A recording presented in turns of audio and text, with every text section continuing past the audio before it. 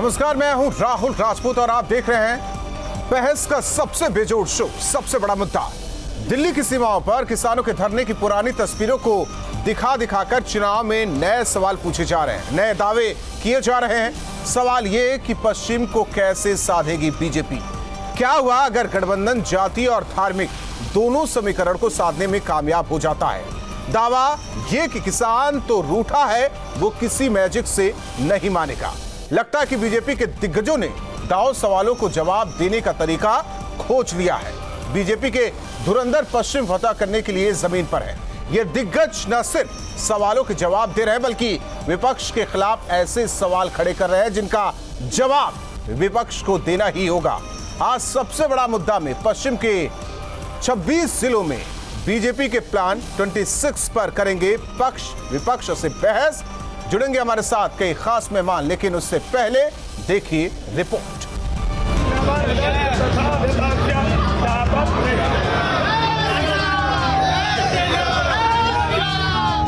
जरा चुल्लू भर पानी में डूब मरो, आपको बोलने का कोई अधिकार नहीं। मथुरा की गलियों में, दादरी में जनता के द्वार पर, बिजनौर की सड़कों पर, ग्रेटर नोएडा में डोर टू डोर। पश्चिमी यूपी को फतह करने के लिए बीजेपी के 3 महारथियों का वोट रथ घर घर दस्तक दे रहा है। ये दस्तक जीत दिला पाएगी, ये तो 10 मार्च को पता चलेगा। लेकिन जाटलैंड में जीत के लिए बीजेपी हर मुमकिन कोशिश में लगी है। बांके बिहारी मंदिर में दर्शन करने के बाद गृह मंत्री अमित शाह ने विपक्ष के वार पर करारा प्रहार किया।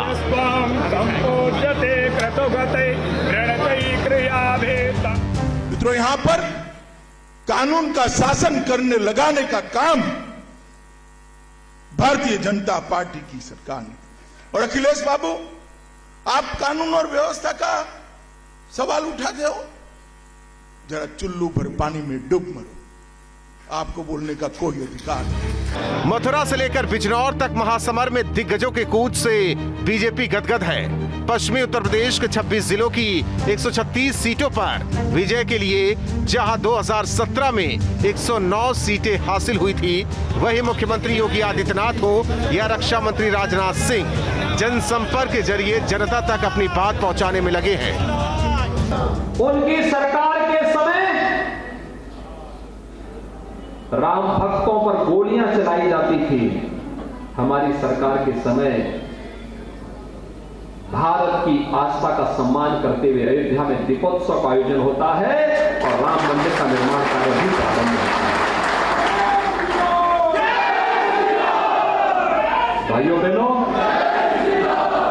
यह तो एक झलक है कि भारतीय जनता पार्टी इस हिंदुस्तान की इकलौती ऐसी राजनीतिक पार्टी है जो कहती है उसे करके दिखाती है। बीजेपी ट्रिपल वार से जाटलैंड पर कमान पाने की जद्दोजहद में है। आखिर क्यों इसकी आन पड़ी है? दरअसल माना जा रहा है कि जाटों में नाराजगी है, जिसे पार्टी हर हाल में दूर करना चाहती है, क्योंकि 30 विधानसभा सीटों पर जाट वोट बैंक निर्णायक है। ऐसे में देखना होगा कि अमित शाह की अपील का जाटों पर कितना असर होगा। Team news state. और सबसे बड़ा मुद्दा में हमारे साथ मेहमान जुड़ चुके हैं। प्रोफेसर हिलाल नकवी जी, प्रवक्ता कांग्रेस, उमाकांत लखेड़ा जी, वरिष्ठ पत्रकार, कपिल श्रीवास्तव जी, समाजवादी पार्टी के प्रवक्ता। और इस चर्चा की शुरुआत उमाकांत लखेड़ा जी आपसे करेंगे। जिस तरीके से जाटलैंड में अमित शाह, राजनाथ सिंह, सीएम योगी, बड़े दिग्गज उतर रहे हैं, क्या पश्चिमी यूपी कमजोर है? इस वजह से ये तमाम बड़े नेता जाटलैंड में हैं। क्योंकि 2017 के चुनाव की बात की जाए तो जो 26 जिले हैं, सबसे ज्यादा सीटें बीजेपी ने जीती थी, तकरीबन 109 सीट। क्या इस बार कुछ गड़बड़ दिग्गजों को लग रहा है, इसी वजह से मैदान में है? देखिए, उत्तर प्रदेश में 7 चरणों में चुनाव है और पहला और दूसरा चरण जो पश्चिमी उत्तर प्रदेश का है वो बहुत महत्वपूर्ण है। भारतीय जनता पार्टी की 2017 में जो बढ़त हासिल हुई थी, वो सबसे ज्यादा बढ़त इस क्षेत्र से हुई थी कि इतना बढ़त हुई थी कि भारतीय जनता पार्टी को जो रेस्ट ऑफ जो मध्य उत्तर प्रदेश है और जो पूर्वी उत्तर प्रदेश है, वहां भारतीय जनता पार्टी को जो चुनौती मिल रही थी समाजवादी पार्टी और बहुजन समाज पार्टी से, वो चुनौती काफी हल्की हो गई, क्योंकि यहाँ massive support Bharatiya Janata party को मिला था। और इसीलिए बीजेपी के तमाम दिग्गज, जिनमें अमित शाह जो गृह मंत्री है, उत्तर प्रदेश के प्रभारी थे, उनको काफी ज्ञान है उत्तर प्रदेश का, पिछले 5-7 साल से वो वहाँ एक्टिविटीज में इन्वॉल्व है। राजनाथ सिंह जी और योगी आदित्यनाथ, ये तीनों जो दिग्गज नेता है भारतीय जनता पार्टी के, इनके चुनाव प्रचार से ऐसा लगता है कि भारतीय जनता पार्टी बहुत प्रायोरिटीज दे रही है।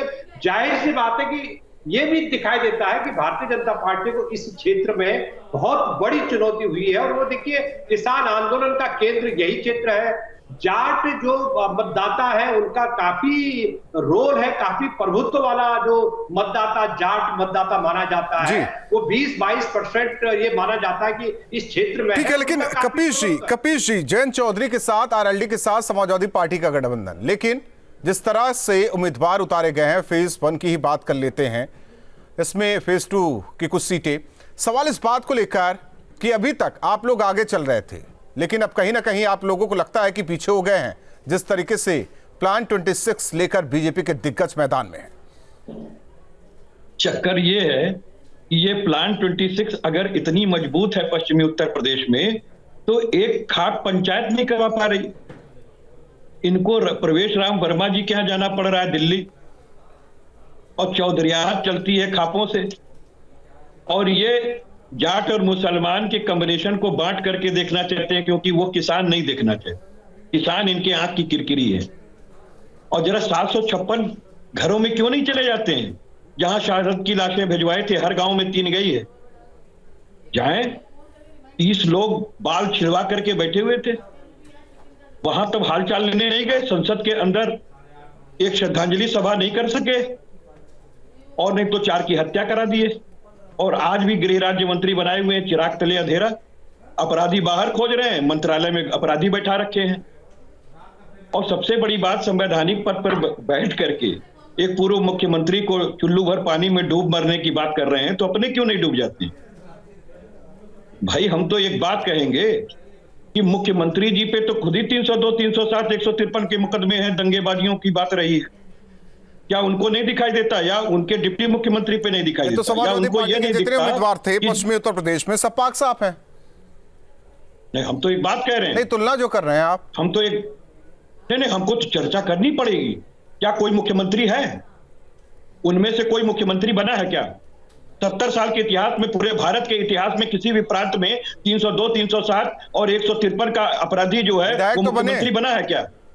और लोग तो यही पूछ रहे हैं। पूछ रहा हूं, जनरल लोग आपसे भी पूछ रहे हैं कि आपने लोग आपसे भी पूछ रहे हैं कि समाजवादी पार्टी के सामने आखिर वजह क्या थी कि पहले फेज के लिए आपने आरएलडी के सामने नतमस्तक कर दिया, और राष्ट्रीय लोक दल ने उसे टिकट दिया है, जिसे जाट मानते ही नहीं। भाई, मैं तो ये कह रहा हूं कि जरा इनकी हिम्मत हो तो क्यों नहीं इनके नेता चले जा रहे हैं गांव-गांव, कन्वेंसिंग कर ले। एक सवाल बता दीजिए। तमाम तो एक सवाल है, चीजें देखी, लोग घुसने नहीं दे रहे। ठीक है, एक सवाल कि पश्चिमी उत्तर प्रदेश में अखिलेश क्यों नहीं दिखाई दे रहे? मैं तो आपको सीधी बात कह रहा हूं कि हम हर जगह दिख रहे हैं, पता नहीं आप लोगों को क्यों नहीं दिख। कहां दिख रहे हैं सर? 403 सीटों पे कौन चुनाव लड़ रहा है? पश्चिमी उत्तर प्रदेश की बात कर रहा हूं, कहां दिखाई दिए? डोर टू डोर कैंपेन कर रहे हैं, जनता के बीच जा रहे हैं अखिलेश यादव। प्रदेश को बांट के क्यों देख रहे हैं? आप तो कह रहे हो आप तय नहीं करेंगे, आप तय करेंगे, चर्चा को आप तय करेंगे। ठीक है, आनंद दुबे हमारे साथ प्रवक्ता बीजेपी के जुड़े हैं। आनंद, आपका रुख करेंगे, लेकिन उससे पहले हिलाल नकवी साहब, कांग्रेस का कुछ प्लान है, कुछ तोड़ है? कुछ सीटें तो निकली थी पश्चिमी उत्तर प्रदेश से 2017 में, इस बार तो वो भी उम्मीद ना के बराबर है। राहुल जी, ये उम्मीदें आपकी हैं, प्रदेश की जनता की और कांग्रेस पार्टी की उम्मीदें नहीं है। प्रदेश की जनता कांग्रेस से उम्मीद करती है, और इस बात से लिए ज्यादा उम्मीद करती है कि जिस वक्त चर्चा ये हो रही थी कौन जाट है कौन नॉन जाट है, एक पार्टी जो है वो जाटों को संभालने के लिए सुबह शाम दोपहर लगी हुई है, कोरोना प्रोटोकॉल के सारे धज्जियां उड़ाते हुए, सारे नियमों को ध्वस्त करते हुए, इलेक्शन कमीशन की आंख में धूल झोंकते हुए, इलेक्शन कमीशन अपनी आंखों पर पट्टी बांधे हुए है, और इस तरह का वहां के पर कार्यक्रम चल रहा है। ये सारे प्रदेश की जनता देख रही है और समझ रही है। कि किस तरह से इलेक्शन कमीशन जो है वो अपनी आंखों में या तो पट्टी बांधे, या भारतीय जनता पार्टी ने उसकी आंखों में धूल झोंक दिया है। अगर कांग्रेस के बघेल साहब चले जाते हैं जो कि पूरे प्रोटोकॉल का पालन करते हैं, उनके खिलाफ तो केस कर दिया जाता है, चीफ मिनिस्टर के खिलाफ भी केस कर दिया जाता है। और वहीं के ऊपर दूसरी तरफ जब भारतीय जनता पार्टी के नेता जाते हैं तो उनको जो है वो कुछ दिखाई नहीं देता है इलेक्शन कमीशन को। प्रदेश की जनता इसको देख रही है और समझ रही है। निश्चित रूप से आज की तारीख में कांग्रेस का जो अपना संकल्प पत्र है वो संकल्प पत्र युवाओं के लिए, बेरोजगारों के लिए, उन किसानों के लिए जिनकी 700 किसानों के जितने सवाल उठे हैं सबका जवाब आनंद दुबे आपसे। आंसू भी ना बहे। जी राहुल जी, आनंद आवाज आ रही है आपको? सुन पा रहे हैं आप? जी बिल्कुल आ रही है राहुल, बताइए। क्या पश्चिम कमजोर है, इस वजह से बीजेपी के दिग्गज आखिर कमजोर नहीं तो फिर ये चुनावी मैदान में उतरे क्यों हैं? दूसरी ओर अगर हम पूछते हैं विपक्षी दलों से कि आखिर अखिलेश कहां है या फिर प्रियंका कहां है, तो इन सवालों को दूसरे ढंग से ले लिया जाता है। देखिए राहुल, सवाल उठाना और आरोप लगाना यह समाजवादी पार्टी की फितरत बन चुकी है। ये कभी चुनाव आयोग पे सवाल उठाते हैं, कभी ईवीएम पे सवाल उठाते हैं, कभी डीएम पे सवाल उठाते हैं, कभी न्यूज चैनल के एंकर्स पे सवाल उठाते हैं, कभी पूरे के पूरे न्यूज चैनल पे सवाल उठा देते हैं। तो इनके सवालों में आप न पड़िए। सवाल उठाना इनकी हताशा और निराशा की एक पहचान है, पहली चीज। दूसरी चीज मैं ये कह रहा हूं कि क्या प्रचार करना, जनता के बीच जाना और डोर टू डोर कैंपेन करना ये कोई कमजोरी है? क्या लोकतंत्र में ऐसा नहीं होना चाहिए? अब अगर अखिलेश यादव जी नहीं जा पा रहे हैं तो ये उनका व्यक्तिगत मामला है, और उनको तो खैर वो 4.5 साल तक घर में सोए रहे। अब बीच में कुछ दिनों के लिए निकले थे, थक चुके होंगे इसलिए आराम कर रहे हैं, तो कोई दिक्कत नहीं है। लेकिन बड़ा सवाल ये है राहुल कि जिस तरह की लिस्ट समाजवादी पार्टी ने जारी की है, ऐसा लग रहा है जैसे उम्मीदवारों की सूची नहीं, पूरी चार्जशीट है जिसको समाजवादी पार्टी ने जारी किया है। अब इस चार्जशीट को जारी करने के बाद स्वाभाविक सी बात है कि अखिलेश यादव जी को जनता के बीच जाने के बाद जवाब देना पड़ेगा। कोई दंगाई है, कोई बलवाई है, कोई गुंडा है, कोई माफिया है, इस तरह की लिस्ट इन्होंने वहां जारी की है। और पश्चिमी उत्तर प्रदेश को पुनः 2017 के पहले वाली स्थिति में लाने की पूरी कोशिश ये लोग कर रहे हैं। पश्चिमी उत्तर प्रदेश में किस तरह का माहौल समाजवादी पार्टी के शासनकाल में था, ये किसी को बताने की लिए जरूरत नहीं है। किस तरह से दंगे हुए, किस तरह से लोगों को अपना घर बार छोड़ना पड़ा, ऐसा है क्या? और अपराध का इतना बोलबाला था कि ये किसी को बताने की जरूरत नहीं है। ऐसा है क्या? इसीलिए बीजेपी के नेता समझा रहे हैं। राहुल भाई, चार्जशीट तो बड़ी इनकी है कि मुख्यमंत्री 302, 307, 153 यानी दंगाबाज, इनके डिप्टी मुख्यमंत्री मोहम्मद गौस के हत्या का आरोप रहा। उसी मुख्यमंत्री ने ऐसा बुलडोजर चलाया कि पूरी समाजवादी पार्टी का हाहाकार मचा हुआ है। 19, 20, 67, 68 उसी मुख्यमंत्री ने ऐसा बुलडोजर चलाया कि कहीं आपके मुख्यमंत्री हाथ जोड़ रहे हैं, लोगों के, कहीं आपके अतीक अहमद हाथ जोड़ रहे हैं, और सुरेश राणा 60 लोगों के हत्या का हत्या आरोपी, गुड्डू खटीक जो 60 लोगों के हत्या का हत्या आरोपी, इनको भूल जाते कौन सी चार्जशीट लगा रहे हैं। एडीआर की रिपोर्ट में 114 सिटिंग विधायक, हीनियस क्राइम, 302, 307 अपहरण, लूट, बलात्कार, कब्जा करना, इसी के आरोपी। ये चार्जशीट अपनी बता रहे हैं, हमारा ले रहे हैं। कपिल जी, पश्चिम का जातीय जो गुड़ा गणित है वो समाजवादी पार्टी से संभल नहीं रहा है क्या? भाई सीधी बात है, हम पश्चिम में कोई जातीय गणित है ही नहीं, वहां तो किसान है, और किसान को जो बातें वो समझिए ईमान नहीं है उसके पास। नाहिद हसन मैं तो सीधी बात कर रहा हूँ, मुहर्रम अली पप्पू किसान है, रफीक अंसारी किसान है, असलम चौधरी किसान है, हाजी यूनुस किसान है। चाहे जाट हो या मुसलमान, सिख हो या ईसाई, किसी भी धर्म जाति का हो, दलित हो, वो सब किसान है। ठीक है, एक छोटा सा जवाब आनंद आपसे, फिर हिलाल अंघवी जी और उमाकांत सर के पास रुख करते हैं। देखिए, मुहर्रम अली पप्पू किसान है, नाहिद हसन किसान है, मदन भैया किसान है, रफीक अंसारी किसान है, असलम चौधरी किसान है, योगी आदित्यनाथ किसान है, अरे योगी आदित्यनाथ जो है वो किसान है, जो मोहम्मद गौस के हत्या आरोपी रहे हैं, किसान है, पूरी समाजवादी पार्टी परेशान है, क्योंकि समाजवादी पार्टी के गुंडों के घरों पर बुलडोजर चलाने का काम किसी ने किया है तो योगी आदित्यनाथ ने किया है। गुंडों की जमीनें छीनकर गरीबों का मकान बनाने का काम किया है तो योगी आदित्यनाथ। ठीक है उमाकांत सर, एक सवाल आपसे कि आखिर प्रियंका गांधी पश्चिमी यूपी को क्यों भूल गई हैं? जिस तरीके से अवध का इलाका हो, पूर्वांचल का इलाका हो, वो वहां दस्तक दे रही हैं, लेकिन पश्चिमी उत्तर प्रदेश से वो दूर जा रही हैं। पार्टी का प्लान पश्चिम उत्तर प्रदेश नहीं है। कांग्रेस पार्टी एक शुरुआत कर रही है, पार्टी को रिवाइव करने की कोशिश कर रही है, चाहे मध्य उत्तर प्रदेश हो चाहे पूर्वी उत्तर प्रदेश हो। तो इस समय मुझे नहीं लगता कि कांग्रेस पार्टी बहुत ज्यादा गंभीरता से कोई सरकार बनाने के सर चर्चा में तो हिलाल नकवी जी कह रहे हैं कि हम तो 403 सीटों पर लड़ रहे हैं, हमारे लिए सब बराबर है, ना हम बीजेपी की बात करते हैं ना समाजवादी पार्टी की बात करते हैं, और इस बार जनता का विश्वास कांग्रेस पर है। हेलो जी, सवाल है आपसे, सवाल है क्या जनता का विश्वास कांग्रेस पर है? जी देखिए ऐसा है कि कांग्रेस, प्रियंका गांधी कांग्रेस के रिवाइवल के लिए प्लान तैयार कर रही हैं और उस प्लान पर काम कर रही हैं। और देखिए बहुत काफी लोग छोड़ के भी जा रहे हैं क्योंकि उनको लग रहा है कि कांग्रेस पार्टी में उनका भविष्य नहीं है।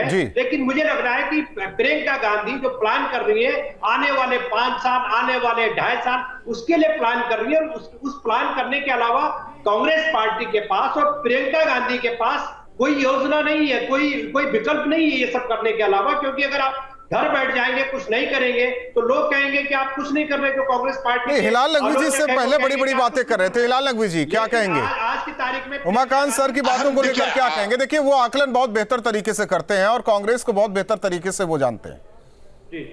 बेहतर तरीके से जरूर जानते होंगे, लेकिन हम कांग्रेस के अंदर काम कर रहे हैं, हमसे बेहतर तरीके से बेशक नहीं जानते होंगे। वो बाहर खड़े होकर के कमेंटेटर की तरह काम कर रहे हैं, लेकिन बैट्समैन क्या कर रहा है वो बैट्समैन जानता है। ये गलत बोल रहे हैं। राहुल द्रविड़ भी जब आउट हो जाते तो भी कमेंटेटर कहते हैं ऐसे खेलना चाहिए, खुद ने सारी जिंदगी एक गेंद नहीं खेली होती है। पता नहीं कितनी सरकारें आई और गई, कांग्रेस की हो या दूसरी, उमाकांत सर ने सबको देखा है।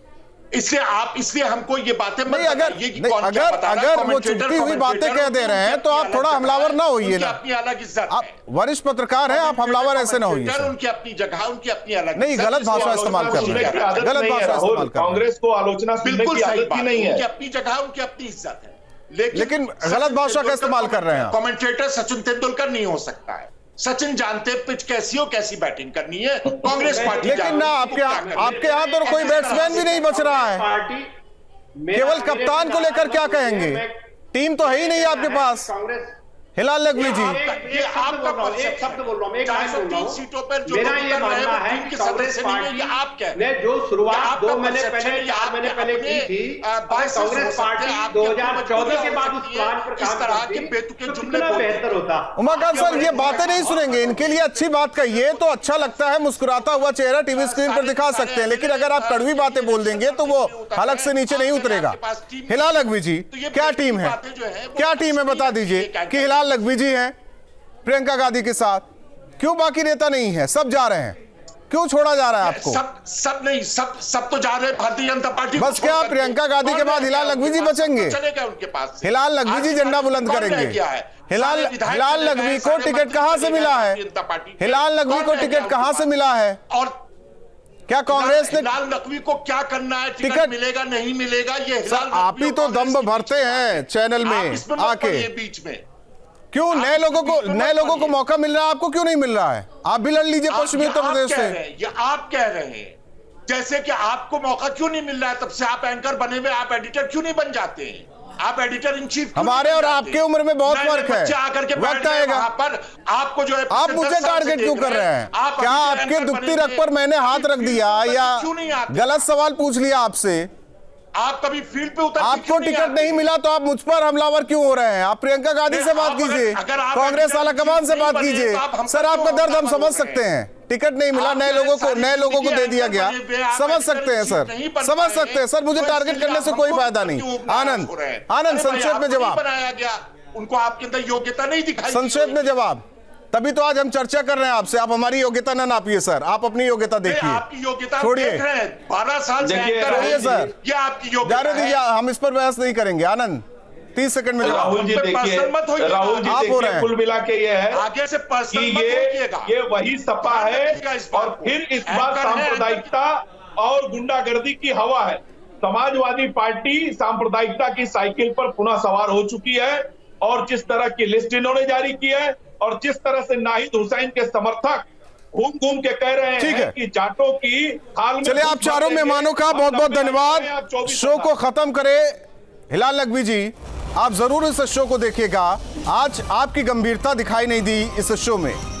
जाहिर तौर पर झारखंड में लगातार बीजेपी के दिग्गज जुटे हुए हैं, क्योंकि पिछली बार 2017 में जिस तरीके से लगातार जिले दर जिले कमल खिला, करीब 109 सीटें 26 जिलों में बीजेपी ने जीती। और यही वजह है कि 2022 चुनाव में इसी को दोहराने की पूरी कोशिश बीजेपी कर रही है। प्लान 26 के तहत दिग्गज उतरे हैं। क्या विपक्ष के पास इसका काट है? अभी तक तो लगता नहीं। इसी के साथ सबसे बड़ा मुद्दा में बस इतना ही।